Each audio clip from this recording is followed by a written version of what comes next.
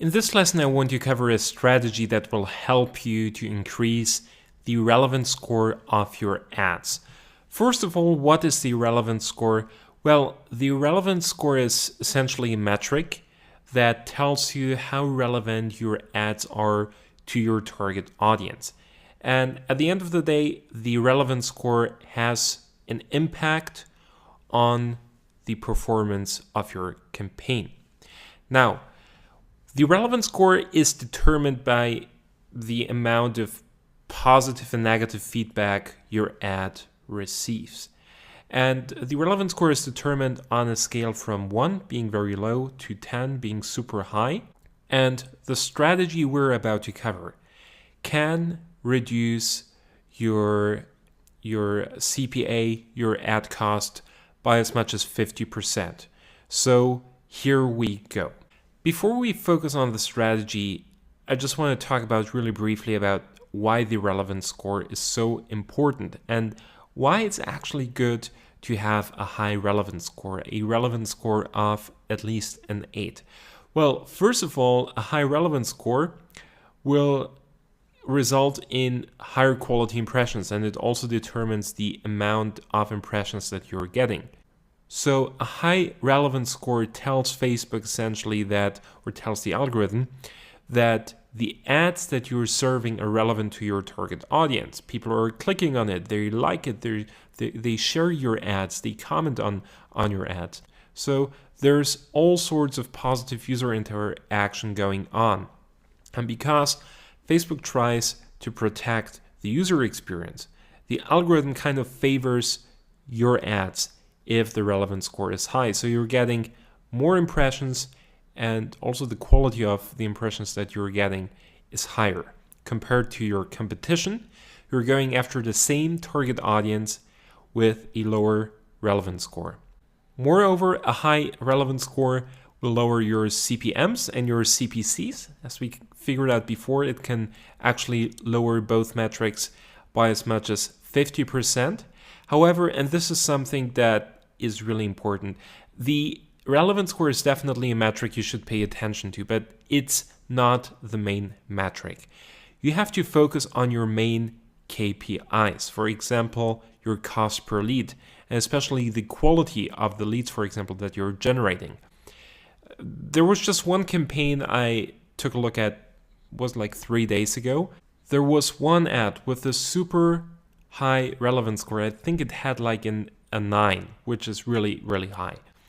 But the quality of the leads that this ad generated was low compared to another ad with a relevance score of 5 and a slightly higher CPL, but the quality of the leads was really good. So the advertiser was actually able to close way more leads from the ad with the relevance score of 5 compared to the leads that the other ad created.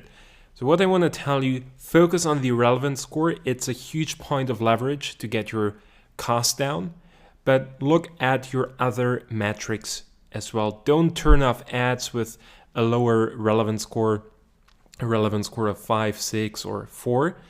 If your other KPIs are okay, and especially if the quality of your leads is high, then it shouldn't be the main metric to pay attention to. But still, generally speaking, ads with a higher relevance score, especially in the CPA space, are doing better than ads with a lower relevance score. So how do you actually increase the relevance score of your ads?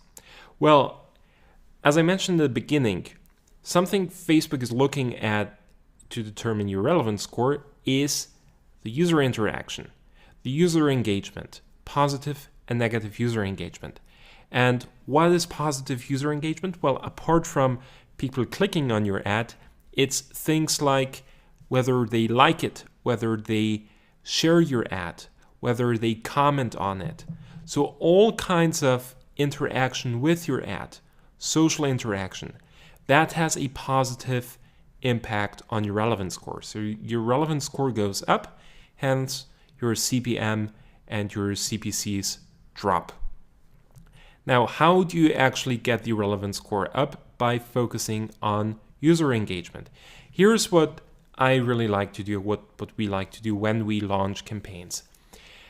If we have a set of ads we want to start with, we start with a page post engagement campaign, and we keep that campaign running for 2 to 3 days to gather some social proof and to warm up the ads if you want so.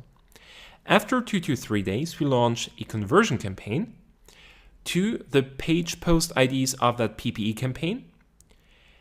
Then we keep the PPE campaign at about 20 to 30% of the total budget, and we phase it out slowly. So we typically keep it running for like 2 to 3 days and we phase it out. And if the relevance score drops, which happens, then we increase the ad spend again to get the relevance score back up. And in some cases, this is really optional. You can launch a like campaign at, I recommend, 5% of the budget of your conversion campaign to get the page engagement score of your fan page up, which has a positive impact on your campaign performance. So start off with a page post engagement campaign, then launch a conversion campaign to the post ID of your page post engagement campaign, keep the PPE running at 20 to 30% of the total budget and phase it out slowly. And if the relevance score drops, increase the ad spend. And by the way, we already covered that when we talked about scaling. Of course, you can phase out the PPE campaign slowly if the campaign isn't like really profitable or you're not getting the ROI you'd like to have. But sometimes you will actually get better result with a PPE campaign than with a conversion campaign. So sometimes it's not really worth phasing out the PPE campaign because you're just getting cheaper conversions. So if the conversions if the CPA of your PPE campaign is higher compared to the CPA of your conversion campaign, phase it out. If not, keep it, or you can actually even increase the budget of your PPE campaign to a level where your ROI isn't dropping if you see that the PPE campaign is profitable for you. Really cool process, really cool strategy.